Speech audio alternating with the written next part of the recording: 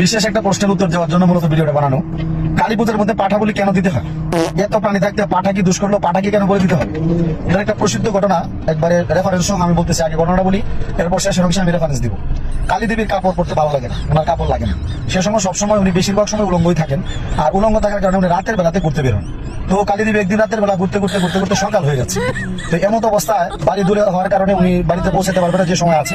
কি করবে? সকাল হয়ে যাচ্ছে, সে তো উলঙ্গ, মানুষের সামনে পড়লে তো লজ্জা নিবারণ করতে পারবে না। তখন উনি কি করলো, দেখলো এক যুবক, এক রাখাল যুবক কিছু ছাগলের পাল নিয়ে যাচ্ছে। তখন তাৎক্ষণিকভাবে মা কালী, হিন্দুদের মা কালী, উনি কি করলো, সাগির রূপ ধারণ করলো, মানে ছাগল, মহিলা ছাগল যেটা, সাগির রূপ ধারণ করে এই ছাগলের পালের সাথে মিশে গেল। মজার ব্যাপার হলো, ওই ছাগলের পালের মধ্যে একটা দুষ্ট পাঠা ছিল। এই পাঠাটা এই নতুন একটা সাগি দেখিয়েছে, কাম উত্তেজিত হয়ে পড়লো।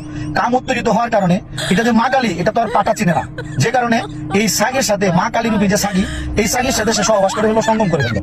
মা কালী কিছুই বলতে পারলো না, জিহ্বার মধ্যে কামড় দিয়ে সহ্য করলো। পরবর্তী সময় এসে ভক্তদেরকে বলে দিল, আমার পূজার মধ্যে এখন থেকে প্রতিদিন পাঠা বলে দিতে হবে। এটা হলো পাঠার শাস্তি। মূলত কোন কারণে, এটা আপনারা বুঝতে পেরেছেন। এটা আমি রেফারেন্সটা দিচ্ছি, কালিকা পুরাণ অধ্যায় 13, পাঠাবলী খণ্ড, ভ্রমণময় চট্টোপাধ্যায় লিখেছেন, 4th সংকলনে আছে, খুঁজে নেবেন।